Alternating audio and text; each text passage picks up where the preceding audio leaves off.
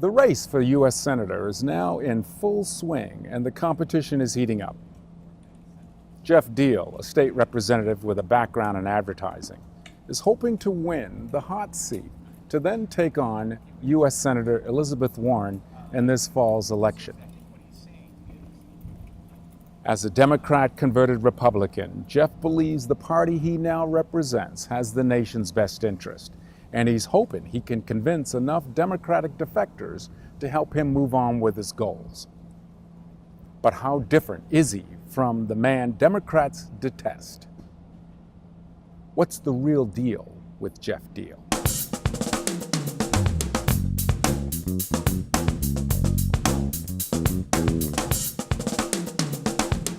Hello, I'm Joe Collymore, and welcome to the next edition of Close-Ups.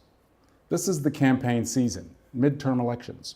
My guest today is State Representative Geoff Diehl, who is also the Republican-endorsed candidate for the United States Senate. Welcome, Geoff. Joe, thank you so much for having me. I'm glad to have you here today. I want to share with our viewers a little bit about your background. Geoff was born in Bethlehem, Pennsylvania. He went to Lehigh University. He's lived in several cities, including New York and Los Angeles, and now, of course, here in Massachusetts. He's a husband and a father, a small businessman as well. And of course, I mentioned previously that you're a state representative and based out of Whitman. But would also like to talk about, as I call it, the elephant in the room, which of course is, you were once a registered Democrat. You are now today the endorsed Republican candidate for the United States Senate. Somewhere along that line, there were some events that took place that influenced you on making that move. Can you share with our viewers what were some of those? Sure. So I was in my late 30s when I joined the finance committee in the town of Whitman, the town I live in, and I ultimately became the liaison to the school board. At the time, we were starting to have financial issues from the state as far as money coming back, Chapter 70 education funds. They also had stopped funding the Quinn bill. They decided to cut off the 50% reimbursement for training our police officers. These things were putting our towns in a bit of a financial bind. And it was sort of, 2008, politics, really, national politics were really starting to take off. It was just a big election cycle that year. And that, plus being on the finance committee, and a lot of people on the committee were talking about the fact that we had a state rep that was voting the opposite of what was good for our town. And so my opponent at the time, the incumbent, was vice chair of education, but he had voted to adopt the Quinn bill with 0 hearings. And that was something that was going to cost our towns a lot of money. It was taking us back educationally a step from where we used to be as far as a leader in the country in education. And I just thought that was a concern. But more importantly, he was voting to raise taxes. He had voted to increase the sales tax from 5% to 6.25%, but at the same time voting to cut the funding to our towns in ways that really were hurting us. So in 2008, I said, well, is anybody going to run against him? And people said, well, no, it's too late. You have to have your paperwork done. And I said, well, can I run? And they said, sure.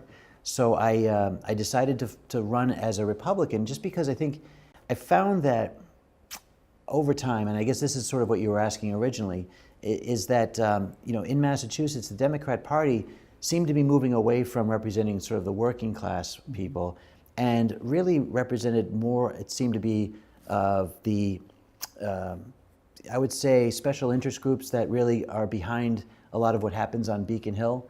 And so that and, just again, my wife sort of had been working on me for years, but the fact of the matter is I felt like, the Republican Party stood more for individual freedoms, which is kind of where I felt I was at.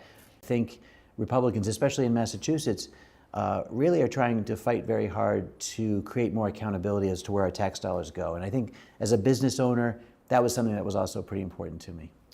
Geoff, let's talk about the wall. I don't think that there's anyone who is against the idea of some form of reforming immigration as it exists today. Everyone's in favor of immigration reform. We definitely can see that there's a problem here. It's all about what's the proposed solution. And in relationship to the wall, on television, I believe you've made mention of the fact that this is the most cost-effective solution to the problems that illegal immigration poses. and that the wall will be cheaper in the long run than any other alternative. In addition to explaining how it might be cheaper, could you, for example, just share with us how you might convince someone who may have moved here illegally and thus becomes a U.S. citizen of the wall's importance? Or better yet, what do you plan to have in place for those who are involved in the chain migration scenarios? Number, but the fact is, in Massachusetts, we spend in our annual budget, and we got this number from the Deval-Patrick administration, close to $2 billion annually to cover the cost of those in Massachusetts alone illegally. So, that's one factor that takes away money for our schools. It takes away money for veterans, for retirees.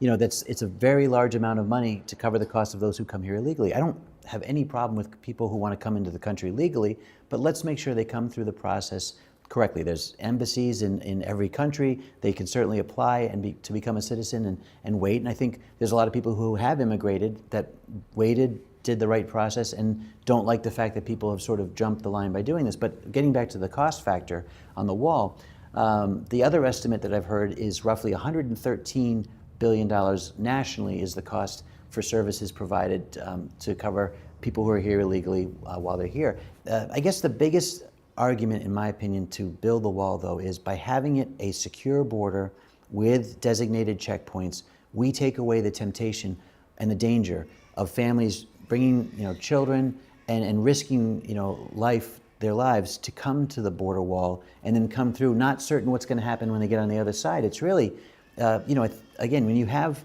that wall and designated checkpoints, you can regulate who's coming into the country and really make sure that, again, the process is being respected. And as far as, again, people who may be in the country illegally, I appreciate that they want to become American citizens, and I would hope that they would want to go through the process of being naturalized. To that end, I've actually filed on Beacon Hill legislation for the last three sessions, a bill that would speed up our our immigration process by allowing district court judges to do what they did 100 years ago and process people and become citizens. And this is going to benefit, a lot of people, including, immigrants who are here undocumented and working and paying taxes. The problem is they'll never be able to collect Social Security until they become fully documented citizens. I think what we need to do is secure the border and then fix immigration so that people who want to come here can come here as soon as possible. Talking about the drug and opioid crisis for a minute, and in some context, we do have an element that is participating in the drug trade that is made up largely of those who've entered this country illegally. As I understand it, you've gone on record to say that you are in favor of a federal law mandating minimum life sentencing for traffickers who are found with over 30 kilograms of opioid substance in their possession. And you also support the enforcement of the death penalty for repeat offenders found to be intentionally lacing cocaine and heroin with synthetically altered drugs like fentanyl. Right. What is your philosophy here behind advocating for the death penalty, advocating for minimum mandatory sentencing?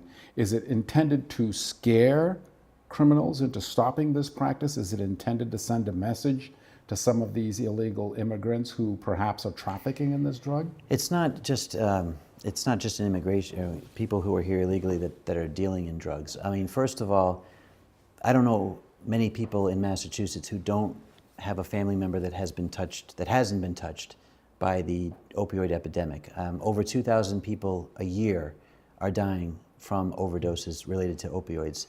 And to me, those dealers who are specifically dealing fentanyl, which is the most dangerous of them all, are dealing death to their users. And I've had a family member die from an overdose. I feel like the judicial system has not in the past dealt with that as effectively as they should. I think that they need to send a stronger message. One of the examples where I think we're not sending the right message is in the case of Judge Tim Feely in the Salem District Courts. I'm not sure if you're aware, but there was a heroin dealer, a career heroin dealer. People knew him in the community, were trying to get him off the streets. he was arrested with 40 bags of heroin in his car, in a secret compartment in his car. The judge, first of all, let him off with the initial excuse that he was just trying to earn a living for his family. And I thought that was pretty offensive. But the secondary justification by the judge for not giving him jail time was the fact that he was here as an immigrant, and had he been put in jail, that would have triggered a deportation hearing, and that would have been catastrophic for his family. If you talk about the families of the 2,000 people annually who die, or the people who are just addicted, that's pretty catastrophic to them. Yes, we need to send a stronger message, and we need to make sure these people are no longer on the streets dealing at a time when our country is in an epidemic, not just Massachusetts, but the entire country. Drugs are coming across the southern border. There's fentanyl coming in from China, sometimes through packages in the mail. We need to do a better job of monitoring and stopping all drugs coming in, and at the same time, taking those people who are dealing the drugs and getting them out of our communities. Let's switch our conversation to term limits. Your website speaks of term limits, and in keeping your 4 terms in office as a state representative, it also mentions that if and when you become United States Senator, how many terms would you stay in office, and what's going to be your strategy within that term limit to accomplish what you've set out to do? I think that public service is supposed to be a calling and not a career, and I think far too many people look to run for office. Once they get in, they've lost sight of the fact that they had a reason for running, trying to achieve certain goals, and I think, stay in office for the sake of just maintaining that power, and that's really the wrong mentality. And so for me, I think if I were to be given 12 years, because the Senate is, a U.S. Senator gets 6 years, 12 years should be an adequate amount of time to make an impact, and then let someone with new, fresh ideas come in and have the seat, because I think that's also part of our democracy that's so healthy, is fresh ideas coming in. Once you've had a chance to file your bills, work on issues that are important during that time in office, great, but let's let other people come in and take on the challenges.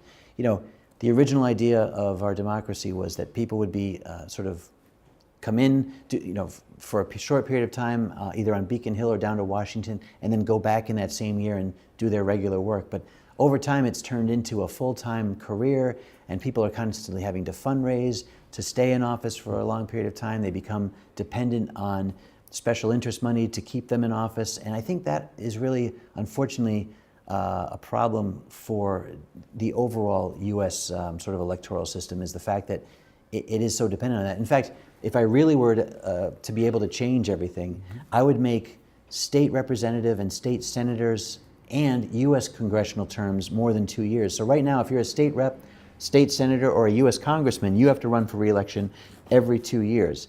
And what that does is it allows special interest groups to come in and start to own the politician, because it's hard for you to go back to your district time and time again every other year and say, I need millions of dollars in the situation of a congressional race to run a campaign to stay in office. So special interest groups come in and they help fund those races. And I think that's what I want to avoid, is having a politician do anything other than what's good for the people who elected them. How do you plan to work across the aisle? In our state, when we look at it historically, we've had some very effective senators who've been able to get legislation passed, appropriations done, going across the aisle. But we have what I think is a rather polarized state of government right now. How do you propose to reach across the aisle, particularly given your strong and public announced support for President Trump at this juncture, particularly in our blue state? My record in office has been that I was elected twice with an opponent. The first time I challenged an incumbent, the second time somebody challenged me. But my district has found me to be so bipartisan that I've been able to be reelected 2 times more without an opponent. And so I think that shows the bipartisan nature of what I've been able to do in the legislature. So I've had many bills passed, I've had amendments passed. In fact, just about 4 or 5 months ago, there was a sexual harassment bill on Beacon Hill. I was able to get an amendment inserted to make sure that taxpayers would not be paying out or part of paying for any lawsuits coming from sexual harassment by lawmakers. Down in Washington, there was a slush fund, and up on Beacon Hill, legal fees have been paid by taxpayers for elected officials who have had misdeeds, let's say. Mm-hmm. And so I made sure that I was able to get into that bill protecting taxpayers. So, Democrats are fine with working me, but the other thing too is if I hit a brick wall, like I tried to stop the gas tax from being indexed to go up every year with inflation, sometimes you have to go outside the chamber. And I worked with people across the state to repeal the indexed gas tax.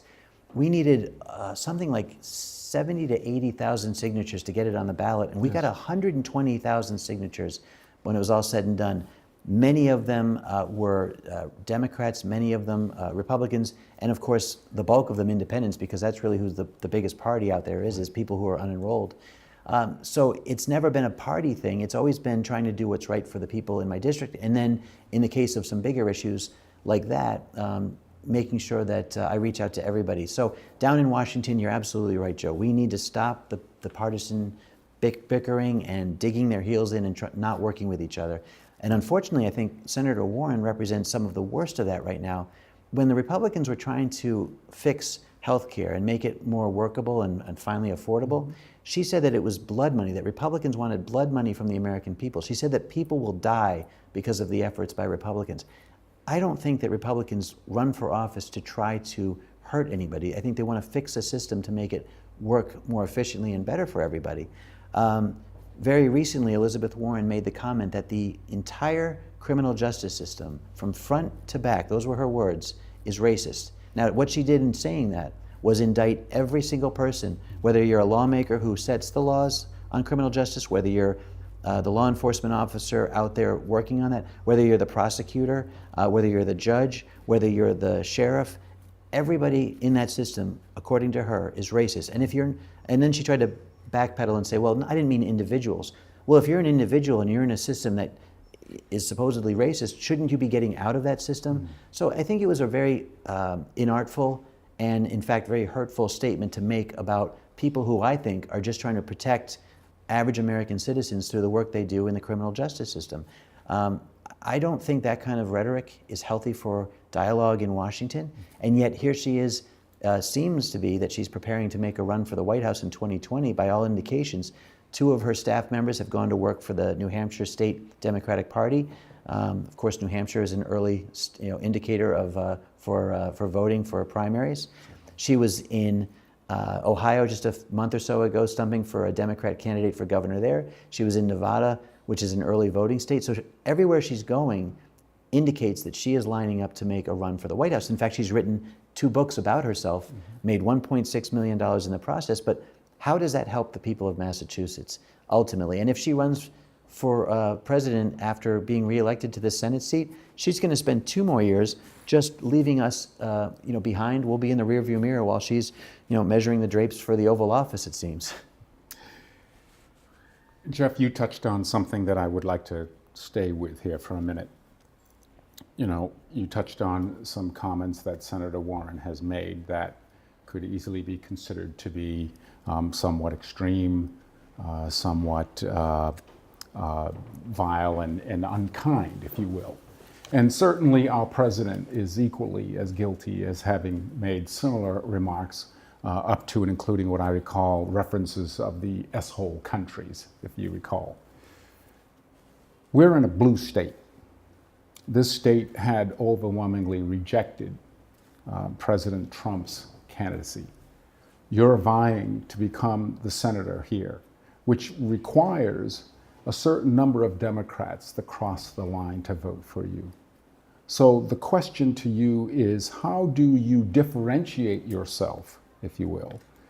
Are you just a Republican on paper, and thus I or somebody else who might happen to be a Democratic voter, I want to vote for Geoff because in spite of him being a Republican on paper, he's really all about the Massachusetts citizen. What can you say to that voter who is on that line and considering voting for you? Well, certainly the style of the president is wholly different than I approach serving in office and the rhetoric or the words that I would say. Mm-hmm. I think one of the big things with him, and the reason I supported him during the campaign in 2016, was that the results he was promising to deliver were some things that I had been believing in for a long time, which was, again, trying to put the American economic system back in gear. And I think he's been very successful with that. The 2017 tax reform bill that ultimately lowered corporate taxes and allowed businesses to reinvest in themselves, in their employees. We've seen in Massachusetts alone, record unemployment. We're at 3.5%. We're leading the nation in unemployment. And we have wage increases to the point now where with all the new workers, up on Beacon Hill, we have over $1.2 billion in new revenue, unanticipated revenue that's come in over the last year. So that's been successful. Of course, he's trying to secure the border, as we've discussed already. Also, he's trying to rework trade deals internationally to start benefiting, I think, American businesses and industries. And I think that's starting to have an effect in a positive way. So a lot of those things that he talked about on the campaign trail, he's trying to put into place, and I think that's why ultimately the American people did vote for him for president. But the biggest argument that I think I want to make to the people of Massachusetts as their next U.S. Senator is, while we have a Republican-controlled House, Senate, and White House, I'd be the only Republican from the congressional delegation down in Washington that would actually have a seat at the table to be able to make sure that Massachusetts benefits from a lot of legislation that's being teed up. There's a transportation bill that's going to be critical for Massachusetts, whether it's road and bridge infrastructure or even harbors and dredging. There's a lot of money that's about to be divided up. I want to make sure that I'm an advocate to make sure that we get our fair share when the time comes. And with Senator Warren, I don't think she'll ever get the ability to actually have that type of consideration based on what she says about the president, what she says about Republicans. Staying on message for just a moment. The Republican Party has always been known as the stalwart of protecting the national debt. And yet, in this most recent Tax Reform Act, it appears as if there was very little discussion about the national debt. In your opinion, could we have come up with an alternative tax plan that would not necessarily have hit the national debt as hard as this? I don't necessarily know if the tax plan is has the effect that we're talking about. I think spending has been unfortunately unchecked, and that should be checked. One of the things the Congressional Budget Office could not do was score what they would estimate to be as new revenue based on the tax reform bill. In fact, we've seen billions of dollars brought back in, repatriated back into the country. Apple, $350 billion back into the country that was offshored. So we've seen increased revenue. Our stock market, of course, through the roof, and right now GDP is at 4.1%, on its way potentially to 5%. So we're seeing a robust economy that is going to ultimately bring in the tax revenue to replace, I think, what they theoretically was lost. Yes. However, spending is where we need to continue to control our efforts. And one of the things was trying to reform healthcare so that we could get more savings out of it, because there never really was the true savings we were hoping to get. Unfortunately, Democrats refused to be part of that discussion, and there wasn't a single vote to try to work to fix healthcare costs. But at the end of the day, that's one other thing that I can bring to the table from Massachusetts, is having served in a Democrat-controlled legislature that has the tendency to spend quite a bit and yet be the voice of reason, and ultimately, like I said, have success not only with the gas tax, where we were able to repeal the indexing because we proved that the state was not spending the dollars they were using effectively, but also when the Olympics wanted to come to Massachusetts, I was one of the voices to stop that process if the taxpayer was going to be held accountable for the overruns. That was $10 billion, because the last 5 Olympics have had $10 billion in overruns.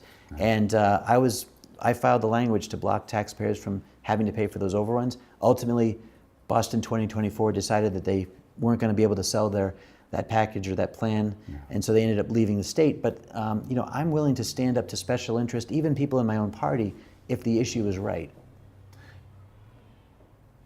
On that note, let's talk just for a minute about energy and Russian sanctions. Here in Massachusetts, we sort of proclaim ourselves as the bastion of democracy and protector of our liberties, and yet we turn out to be the only state in the union that has permitted the offloading of natural gas that has originated from the Siberian Russian Arctic gas enterprise. Why is that? And what can you as a senator do to just reassure our average citizen that we're not ignoring, the Russian sanctions? Well, first of all, the fact that you know about this and not a lot of people in Massachusetts were made aware that we imported Russian gas is pretty incredible. And not incredible that you know it, but that nobody was really made aware. I really commend a colleague of mine up in the State House. Her name is Denise Provost. She took a lead on trying to prevent natural gas from coming into our ports, because what they have to do is be transported by train around the state for delivery. And the nickname for those trains are called bomb trains because they are so dangerous and they travel through residential areas.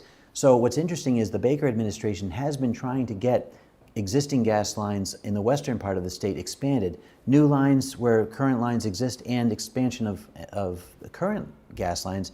But there's been a fight by environmentalists to prevent that from happening. The bigger problem is that we're going to have an energy crisis very soon here in Massachusetts if we don't get our act together. Pilgrim Nuclear Power Plant represents roughly 19% of our state's energy, and they are about to close in the next year or so. We need to replace that quickly, because if we don't, a lot of businesses are going to find their energy costs, and customers as well, through the roof, and that will really cause an exodus of businesses that employ the people. However, we are doing a good job in Massachusetts with renewables. There are projects like siting new wind turbines off of our coastal areas, which is good. Of course, it has to be worked out with fishermen to make sure that we're not invading their fishing areas and beds. But if we can work those issues out, I think that's a positive step. We have increased use in solar, hydroelectric. We are trying to get more renewables into the main system so that we aren't falling short when it comes time for that crisis, that gap that we're going to have. And I think hopefully we don't ever have to resort on importing any energy from foreign powers that aren't friendly to us. Thank you. To our viewers, I want to give you some final comments to just share what's going to make a difference for them in their day-to-day lives with you as our senator. Well, I think one of the things, and this maybe isn't the most intangible, is the fact that in serving on Beacon Hill for 8 years, I don't think you may have heard of me other than on some accomplishments in trying to save people money or help my constituents in certain ways.